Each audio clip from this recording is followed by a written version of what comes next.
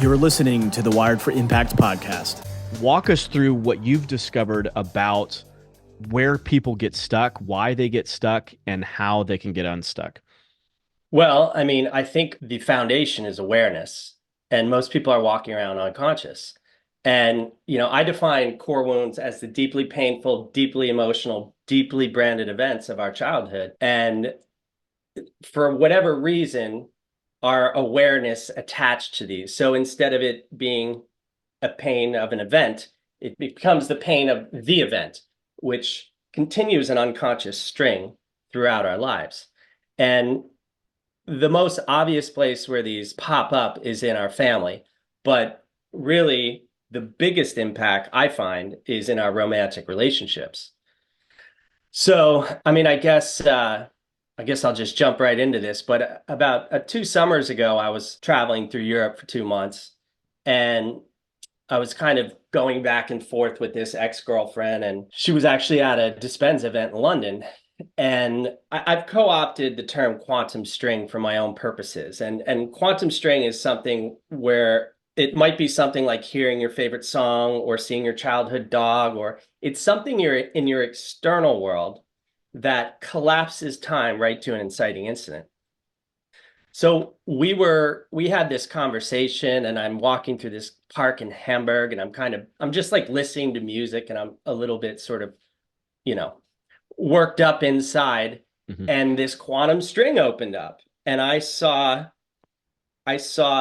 this core wound going all the way back to fourth grade.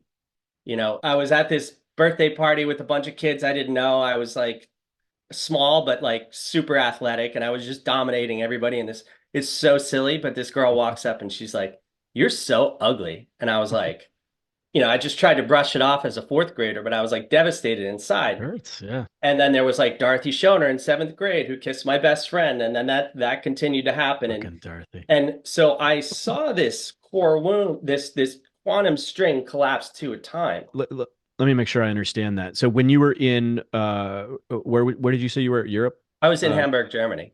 And you saw the quantum string. What exactly do you mean? In your Well, I mind's guess eye? In your it's just it's you don't see it. It's just this awareness that it comes brings an in. awareness. Okay, okay. Yeah, it brings a greater awareness. And it connected you back to some childhood core wounds. Exactly. Yeah. Okay, got it. And then on day 59 of 60, I was walking along this path in Croatia along the water, walking through all these tourists. And she was in London at the time, texting me, and she was kind of in a lit up space, and I was sort of in a contracted, like in my mind space. And I was walking through this path, and I asked myself the question, why every time when she texts me, does my sort of internal life go into chaos? And probably 10 steps later, the answer was returned to me. And it was because I hadn't forgiven myself for the way I had treated her. And so I call that was like sort of my first double quantum strain. So the first one was what happened, and then the second was what happened as a result. And I was very selfish, and it was about me and my path, and not a good partner and all that stuff. And when this awareness came in, I just started bawling, and I had my sunglasses on, a hat, and I'm just like snot running down and I'm just trying to book through all these tourists, and I don't know where I'm going, and the macadam ends, and I just keep walking into the woods. I find this little rocky beach, and I just lay down, and my heart starts racing, and I'm like, oh my God, I'm like in that anxious panic moment.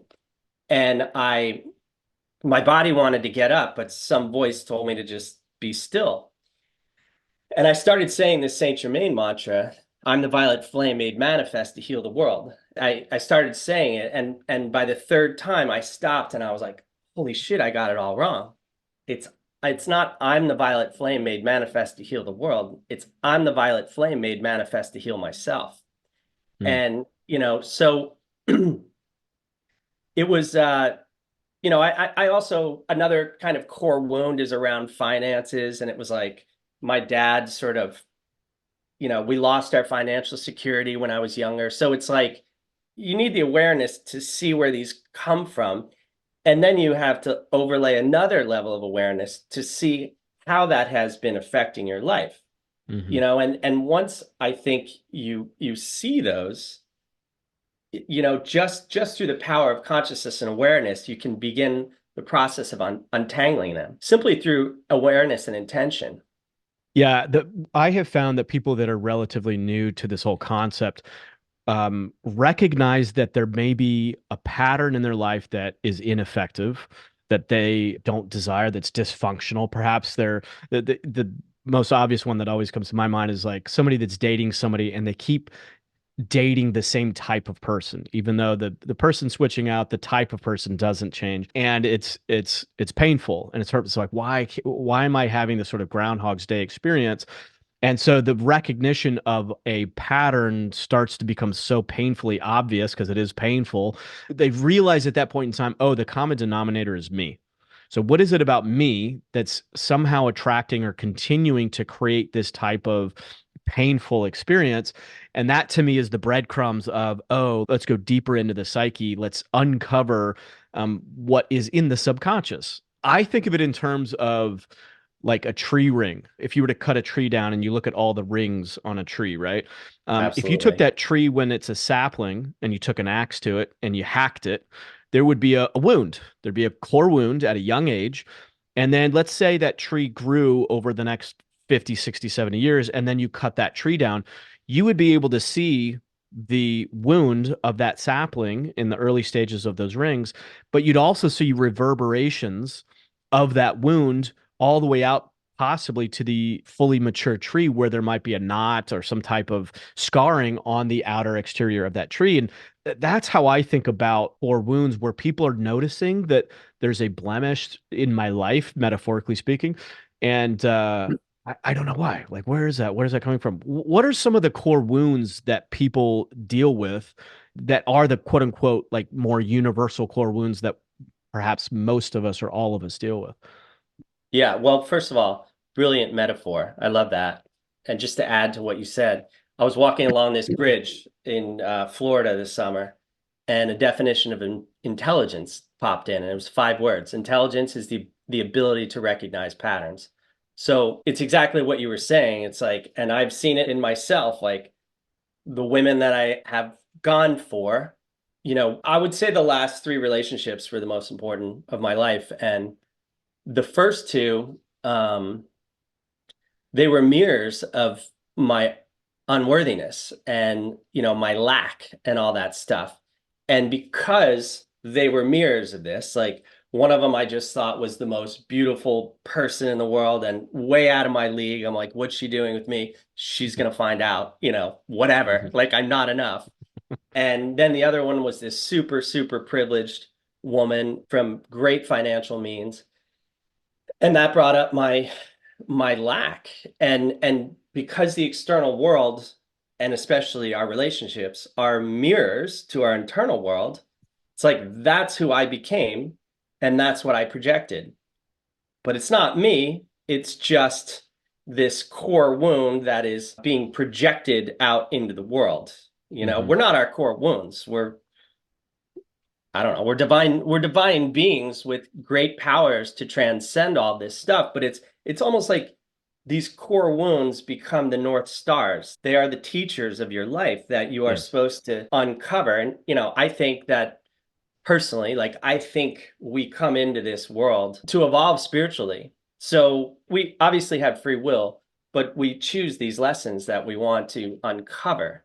And, the only way we can do that is in this third dimension of contrast, of polarity. Our emotions and our feelings are what create that contrast. Hmm. So, emotions and feelings are the driving force of humanity. And on the negative scale, they create Hitler and armies that destroy stuff. On the positive scale, it creates Jesus, Gandhi, Martin Luther King Jr.